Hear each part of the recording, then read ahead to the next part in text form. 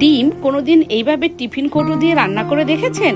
একবার এই রেসিপিটা দেখুন, তাহলে বুঝতে পারবেন যে ডিম দিয়েও অসাধারণ একদম টেস্টি একটা রেসিপি খুব সহজেই বানিয়ে নেওয়া যায়, যেটা বিয়ে বাড়ি বা 5 স্টার হোটেলের থেকে কোনো অংশে কম নয়। তো চলুন বন্ধুরা, দেখে নিই কীভাবে ডিম টিফিন কৌটো দিয়ে রান্না করি।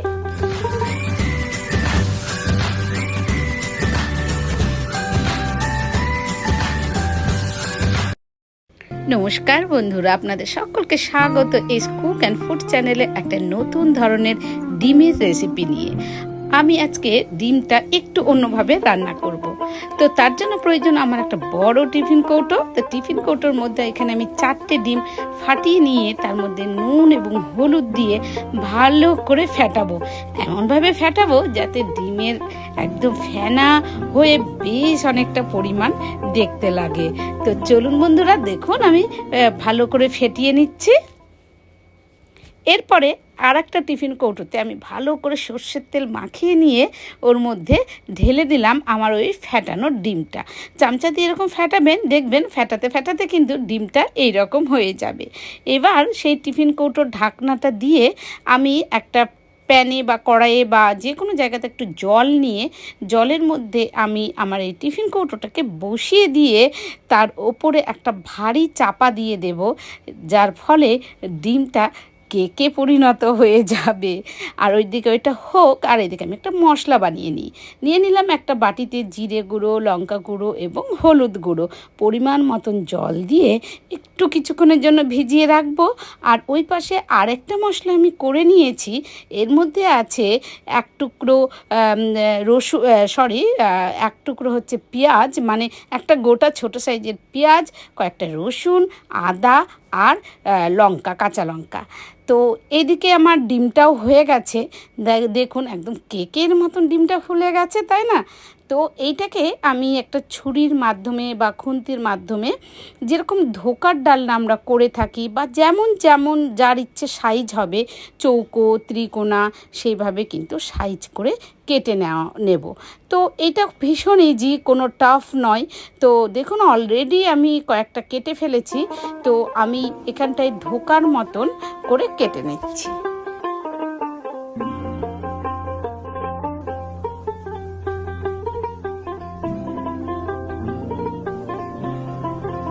তো আমার সবগুলো দেখুন কাটা হয়ে গেছে এইখানে। তো বেশ ভালোই কাটা হয়েছে। এরপরে আমি যাব ফ্রাই প্যান নিয়েছি, একটা ফ্রাই প্যানে নিয়েছি আমি পরিমাণ মতন সর্ষের তেল। আর এখানে এরকম মাছের ঝোলের মতন বা কোনো ঝোলের মতন করে লম্বা লম্বা করে আলু কেটে আলুটাকে ভালো করে ভেজে লাল লাল করে ভেজে তুলে নেব।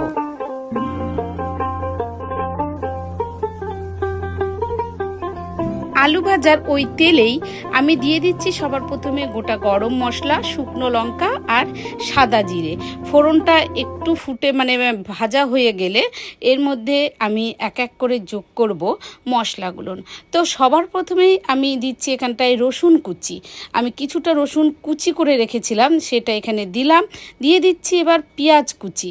রসুন আর পেঁয়াজ কুচিটাকে একটু নুন দিয়ে দিলাম, যাতে মানে খুব একটা ভাজা ভাজা না হয়, ব্যাপারটা যেন নরম থাকে। তো সেটার জন্য আমি একটু নুন দিয়ে ভালো করে ভেজে নিলাম। তারপরে সবার প্রথমেই আমি মশলা দিচ্ছি এর মধ্যে পেঁয়াজ, রসুন, আদা, লঙ্কা বাটা। তো আমার ঘরে যেহেতু টমেটো ছিল না, তাই আমি এখানে টমেটোটা দিতে পারিনি। আপনারা কিন্তু অবশ্যই টমেটো দিয়ে নেবেন।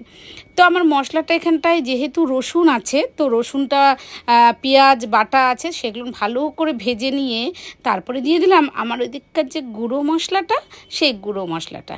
এবার গুঁড়ো মশলাটা দেওয়ার পরেও আমি খুব ভালো করে কষিয়ে নেব, যাতে পেঁয়াজ রসুনের কাঁচা গন্ধটা চলে যায়। এরপরে এর মধ্যে দিচ্ছি পরিমাণ মতো নুন। মাথায় রাখবেন যে আমি কিন্তু পেঁয়াজ ভাজার সময় একটু নুন দিয়েছিলাম, তো সেইভাবে নুনটা দিতে হবে, যাতে নুনটা না হয়ে যায়, ব্যাপারটা নুনটা বেশি না হয়ে যায়। তো নুন দেওয়ার পর আমি এর মধ্যে দিয়ে দিচ্ছি আলুগুলো। আমার তো সমস্ত মশলাপাতি দেওয়াই হয়ে গেছে। তো এবার আমি ভালো করে আলুটাকে মশলার সাথে কষিয়ে নেব, যাতে আলুটা একটু সেদ্ধ সেদ্ধ হয়ে যায়। তো যেহেতু মশলাটা আমার অনেকক্ষণ ধরে কষানো হয়েছে, তাই মিডিলে আমি একটু করে চামচা করে গরম জল দিয়ে দিলাম, তাতে আমার আলুটাও সেদ্ধ হয়ে যাবে আর মশলাটাও ভালো করে কষানো হয়ে যাবে। এরপরে আমার মশলা কষানো হয়ে গেলে আলুর সাথে আমি দিয়ে দিলাম এখানে মশলার বাটি ধুয়ে জল, আর তার সাথে দিয়ে দিলাম পরিমাণ মতন আরেকটু জল। এই রেসিপিটা ডিমের অমলেট করে ঝোল করার থেকে অনেকটা কম খাটনি হচ্ছে এইভাবে তৈরি করা। তো আমার এদিকে ডিমের মানে ঝোলটা ফুটে ওঠাতে আমি ডিমের সমস্ত কিউবগুলো দিয়ে দিলাম। এখানটায় ডিমের যে ধোকাটা বানিয়েছিলাম সেই ধোকাটা দিয়ে দিলাম, দিয়ে খুব ভালো করে ফুটিয়ে নেব। আর একটা মাথায় রাখবেন যে একটু যদি ঝোল খেতে চান তাহলে ঝোলটা কিন্তু বেশি দিতে হবে। আর আমি এখানে গরম মশলা, গোটা গরম মশলা থেতো করে আমি ঝোলের মধ্যে দিয়ে দিলাম। তো আমার ডান, একদম নতুনভাবে একটা এগ রেসিপি। তো বন্ধুরা, এই রকম এগ রেসিপি বাড়িতে বানিয়ে আপনাদের বাড়িতে লোক, আত্মীয় স্বজন, ছোটোখাটো অনুষ্ঠান করাই যেতে পারে। আর খেতে কিন্তু একদম অন্যরকম হয়, খেতে খুব টেস্টি হয়। তো বন্ধুরা, আজকের মতন টাটা।